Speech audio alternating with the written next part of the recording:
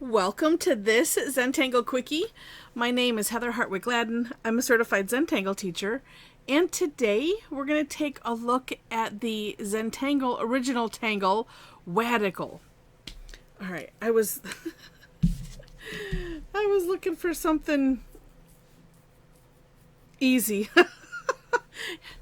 and I've seen this one.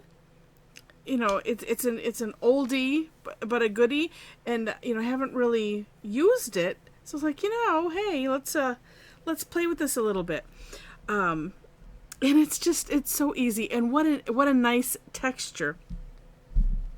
So, and all it is this. Pick your place to start, and if you have a space, you know what? Let me do this. Let's do 4 corners in traditional Zentangle methodology. 4 corners and a border are let's see, it's actually step 2 and 3 of the 8-step method. All right, so say we want to fill this in, and I'm going to start in the middle because I like to, and you could choose to go as wide as you want with this, and it's just a back and forth. This is all it is. Now, interestingly, as I'm playing with it, I'm like, oh, this is easy. I'll just... Nope, it's Zentangle. Deliberate strokes. That's what differentiates Zentangle from doodling. It's strokes with intent. And these are much better looking when I actually controlled them. Now, you could do a bunch of rows going the same direction. I'm gonna shift it a little bit. Actually, there's a video, and as I do this, I will tell you. In the description section, there is a video with Maria doing this. I don't think that they put it out on the step outs. This was part of a project pack. And it was one of the tangles that they decided to use in the project pack. And I was like, oh, well, isn't that neat? Let's do it the other way. That one was a little bit sloppy, but that's okay. Let's see. So that was kind of going this way. Let's have this one. Oh, you know what? We'll zigzag them. This one is straight in the middle. We'll alternate it. You still have to get the and let's go a little slower. You still have to get your paper and stuff arranged in the right angle for your hand. And then let's do the, let's see. Yeah, let's do the other side. Just because, let's see. Wait, I went that way, so I'll do this. I'm trying to mirror what I did. Probably best if I...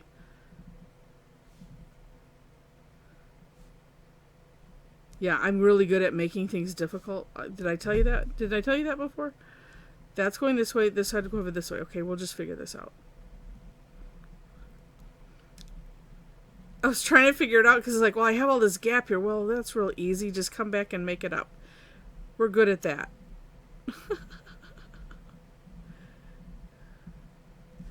And this one's a little bit jagged, which is totally fine. Yeah, I did say I make things difficult for myself. Yes, I do.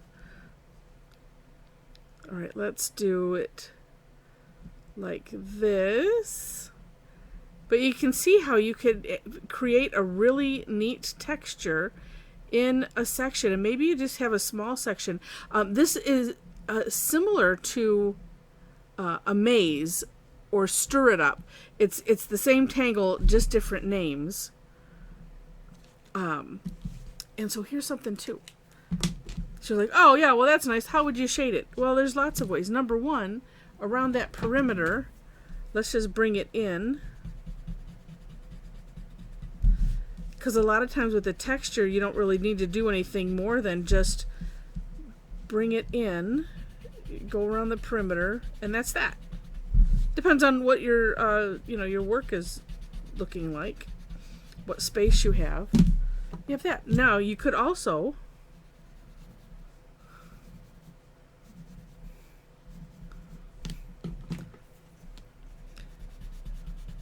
No, I don't want to create, oh no, I'm not. I don't want to have graphite remorse, but we're not. There's still some natural tile color there. And that creates a neat, just a neat texture. All right. Let me just, oh, you know what? I'll share 2 other things. One is, well, I did have one in here that was kind of jagged, but you could do like jagged on purpose. Maybe I'll make this one a little bit bigger and go a bit slower. You know, kind of however you want it. It's watching the video. I always love watching Maria and some of their earlier videos, and I always remember the one on Muka where she's doing the calligraphy, you know, writing the name, you know, before they tangle, and it's so interesting. But as she's doing this one, her she puts more pressure on the downstroke. And it just comes out really, really interesting. So you could do something like this. Well, although at the end, because I was talking and thinking, it ended up all about the same. But you can do it nice and jagged. Or I liked this one. Let's see. You could do it even with even more specific intent. So same idea, but in, you know, making a triangle of it.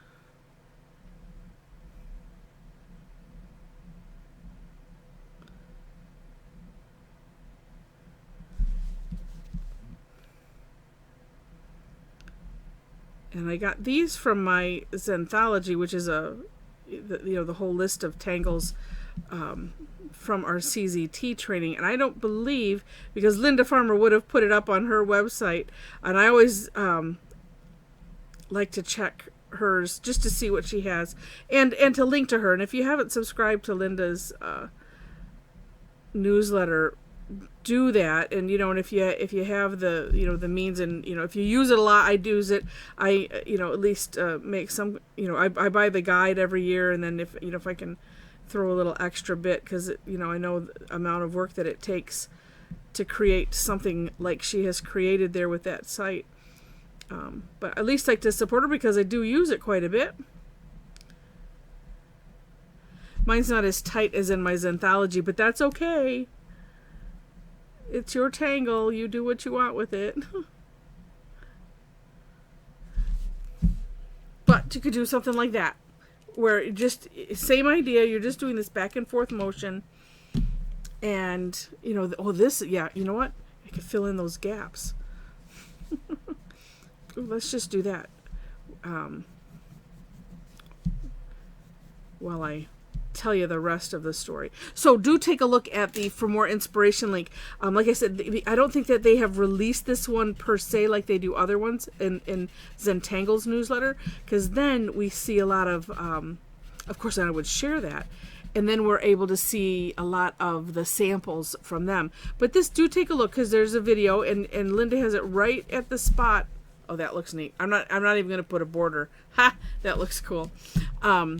But she has it right at the place where they start using this. You can, of course, go back, watch the whole video, watch the whole series.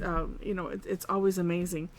But so I don't have other samples to show you besides this right here.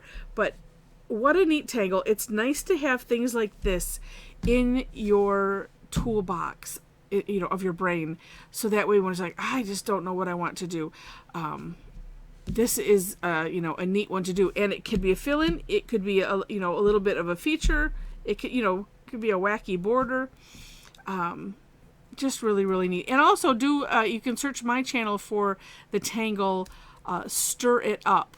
It's Stir It Up, all one word, or Amaze. I think I have it listed both ways, because that one, it's similar, but it's much more jagged and much more tiny, but similar idea. So super neat. Do check out the description section for the step out.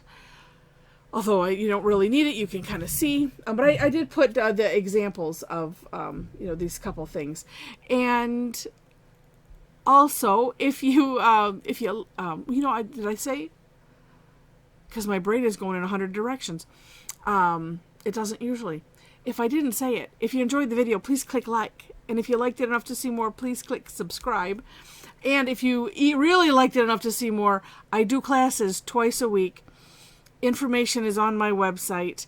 I also have a link there in that description section for the Facebook page, as well as our Tangle Addicts community group. So if you'd like to hang out with a bunch of Tangle Addicts, we would love to hang out with you as well. So with that, I think that's it. If not, watch tomorrow. I might have other information for you. So with that, thanks so much for watching, and I wish you happy tangling.